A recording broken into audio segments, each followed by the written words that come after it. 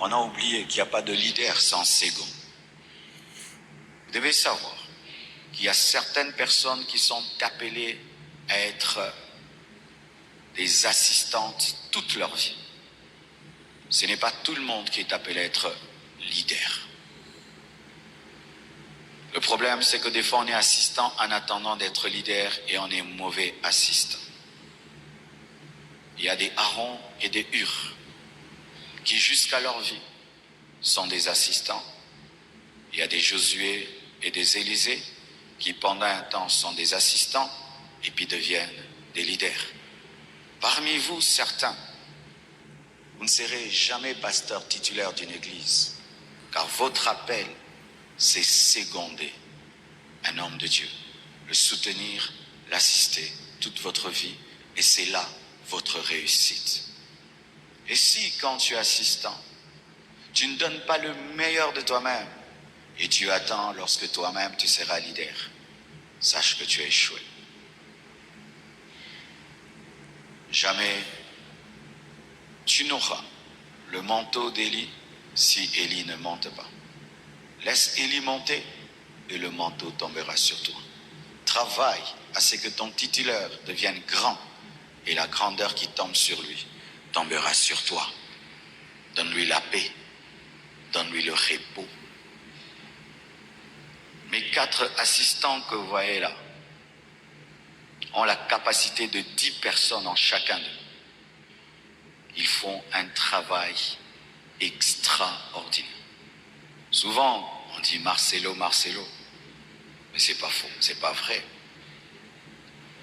J'ai Papa Béladé, j'ai Papa Dani, j'ai Papa Israël, j'ai Papa Boms, j'ai Blanche, qui font que je ne me concentre que sur la parole, la prière, les choses essentielles, la vision, et se battent pour tout le reste. À 2 heures, je les appelle. 1 heure, je les appelle. 23 heures, je les appelle. Je leur confie des centaines de tâches. Ils le font avec joie, de tout leur cœur. Si vous voyez tout ce qui est ici comme ça, c'est eux. Moi, je viens d'arriver et tout est en place. Le succès d'un assistant, c'est le repos du leader. Tant que ton leader n'a pas le repos, tu as échoué. S'il continue à se soucier des choses qui le distraient, tu as échoué. Moïse, fatigué, a eu besoin d'Aaron et de Hur. Les leaders se fatiguent. Des fois même, ils se découragent. Et lorsqu'il y a des bons Aaron, ils lui disent, Dieu le fera. On va y arriver. Et quand même, tu as fait des grandes choses. Tu ne dis pas que c'est toi. Tu donnes la gloire à Dieu et à ton leader. Ne faites pas des réunions derrière le dos de vos leaders. Quand tu creuses la tombe de ton leader, tu creuses ta propre tombe. Lorsque le corps creuse la tombe de la tête, le corps creuse sa propre tombe. Si tu as quelque chose contre ton leader, tu le cherches avec respect dans le bureau et tu lui parles. Ne crée pas des réunions partisanes. Tu es en train d'attirer la malédiction sur toi. Ne crée pas une église dans l'église. N'aie pas tes disciples dans l'église. N'aie pas tes groupes dans l'église. N'aie pas tes fidèles dans l'église. Même si c'est toi qui gagnes un fidèle, tu le présentes le leader. Ne détourne aucun fidèle. Ne détourne pas l'argent. On amène l'argent pour la vision, tu détournes. Ne le fais pas. Et Dieu te bénira. Et tu seras un vase d'honneur. Et au tribunal de Christ, ta récompense sera grande. Aux pasteurs qui vont être envoyés, vous avez signé une lettre d'engagement. De vos propres mains, vous avez signé. Et tous les pasteurs de la compassion qui n'ont jamais signé ça, vont signer ça. Parce que deux personnes ne peuvent marcher ensemble sans se mettre d'accord. Toutes les communautés qui tiennent sont fondées sur des accords. On ne peut pas travailler ensemble sans s'entendre, sinon c'est le désordre. De la même manière que les gens se marient, devant Dieu, devant l'Église, c'est ce que vous avez fait.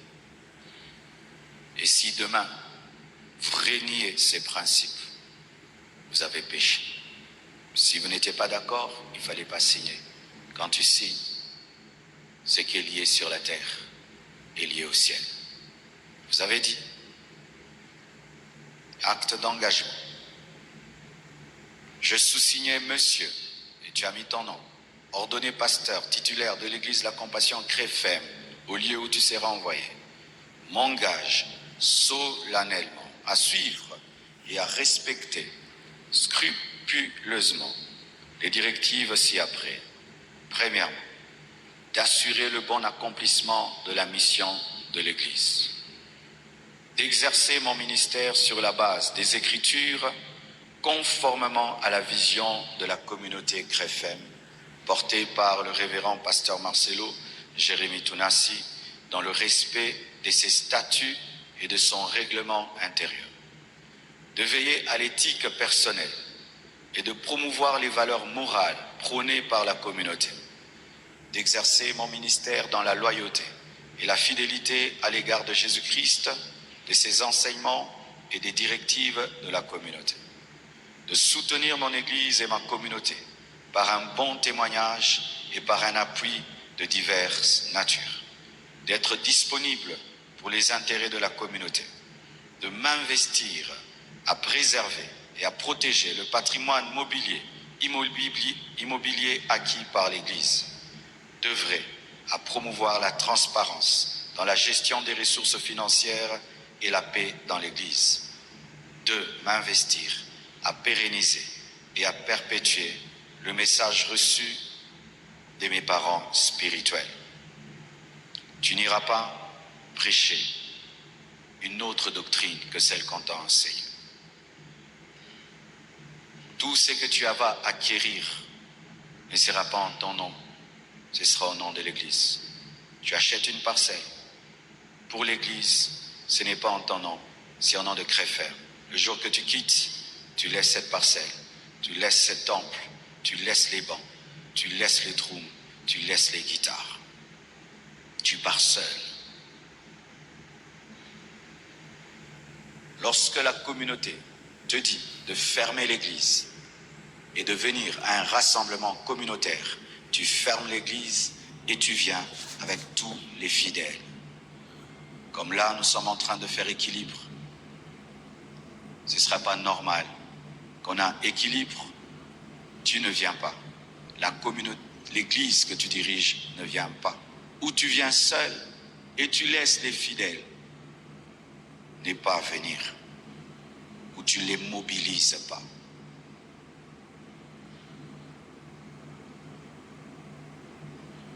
Tu dois veiller à ne jamais devenir un rebelle. Tu dois veiller sur ta sanctification.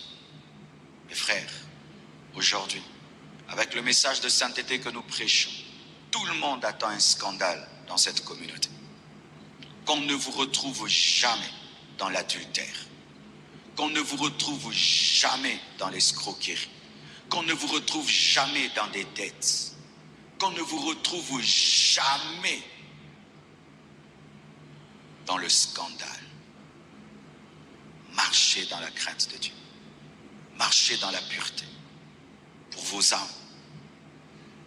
Pour nous. Pour la communauté. Nous sommes dans une guerre terrible. Tout le monde, pas tout le monde, mais beaucoup, attendent la destruction de cette communauté.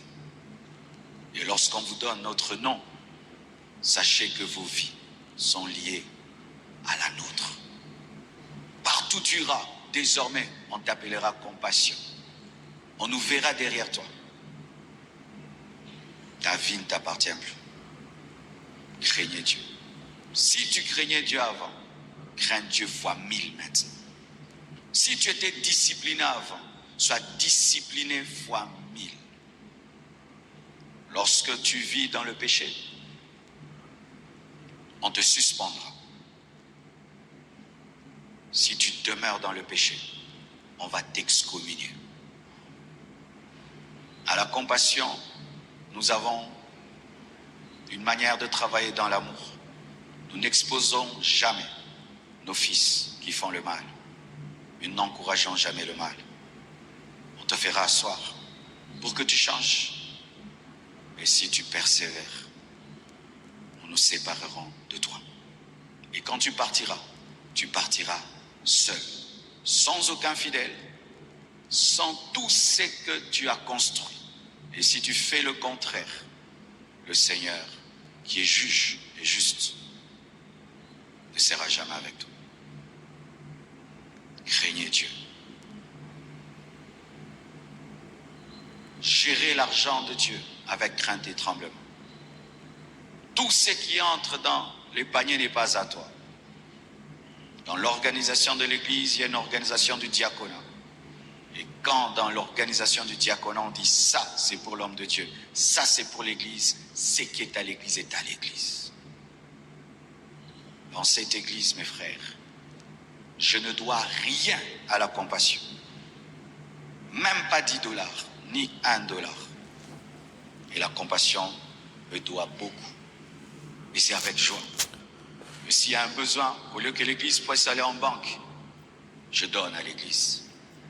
Un homme de Dieu ne doit pas avoir des dettes dans l'Église, des fidèles, des dettes du diaconat. Des diacres te prêtent de l'argent. Non. Ne soyez jamais des orgueilleux. Ne soyez jamais des pasteurs patrons qui gueulent sur les fidèles, qui dominent les fidèles, qui méprisent les fidèles, qui ne respectent pas les fidèles, qui veulent être traités comme des dieux. Ne le faites pas. Servez-les comme des pères, comme des frères, des fois même comme des amis. Comme des amis. Et un leadership d'amour fondé sur l'exemple. Tu n'as pas besoin qu'on te crée. Si tu es un modèle, on te respectera. Ne prêche pas des fausses doctrines. Lorsque tu veux prêcher quelque chose qui n'a jamais été prêché dans la communauté, viens nous voir. Ne va pas inventer de nouveaux messages. Ne va pas inventer de nouvelles prédications. Que tu étudies dans quelle école, ne prends pas tout ce que tu reçois là-bas pour venir amener à la compassion. Si ce que tu apprends ailleurs n'est pas conforme à ce que nous prêchons, nous enseignons, tu n'as pas le droit de l'enseigner. Tu dois venir, on en parle, on en discute, parce qu'il y a beaucoup d'interprétations de la Bible. Il ne faudrait pas qu'à Limité on prêche ceci, à Lemba on prêche cela, à Njil on prêche là-bas. Un jour un fidèle de Limité quitte Limité, il va à Paris, il trouve un autre enseignement. Si vous avez été à nos pieds pendant des années, vous connaissez notre message. Le message d'amour, de sainteté, de puissance et d'équilibre. Veillez sur vos enseignements. J'aimerais terminer afin de vous expliquer les choses qui vont être transmises ce matin, car Dieu va transmettre des très, très grandes choses ce matin.